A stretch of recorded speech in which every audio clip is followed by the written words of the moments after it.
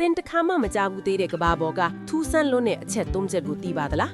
နောက်ဆုံးတစ်ချက်ကတော့တင့်ကိုတကယ်အံ့ဩသွားစေမှာပါ နံပါတ်1သမုဒ္ဒရာထဲမှာရှိတဲ့ရွှေတွေအကြောင်းပါ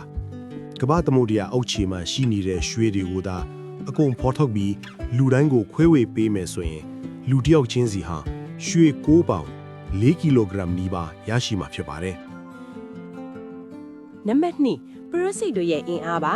ကဘာပေါ်မှာရှိတဲ့ပရစိတ်အားလုံးရဲ့စုစုပေါင်းအလေးချိန်ဟာကဘာပေါ်ကလူသားအားလုံးရဲ့အလေးချိန်နဲ့ညီမျှညီပါတယ်သူတို့ဟာသိငယ်ပေမဲ့အရေးအသွေးကတော့တန်းပေါင်းများစွာရှိနေတာပါ နောက်ဆုံးနံပါတ်3ကတော့ကျွန်တော်တို့ရဲ့ DNA အကြောင်းပါလူတစ်ယောက်ရဲ့ခန္ဓာကိုယ်ထဲမှာရှိတဲ့ DNA အမြင့်တန်းတွေကိုဒါအကုန်ဖြန့်လိုက်မယ်ဆိုရင်ကမ္ဘာကနေ Pluto Grow အထိအသွားအပြန်9ခေါက်တောင်လုပ်လို့ရပါတယ်တကယ်ကိုမယုံနိုင်စရာပဲမဟုတ်လား ဒီလိုထူးဆန်းတဲ့ဗဟုသုတတွေကိုနေ့စဉ်သိချင်တဲ့ဆိုရင်တော့ကျွန်တော်တို့ရဲ့ The Insight MM ကိုအခုပဲ subscribe လုပ်ထားလိုက်ပါအောင်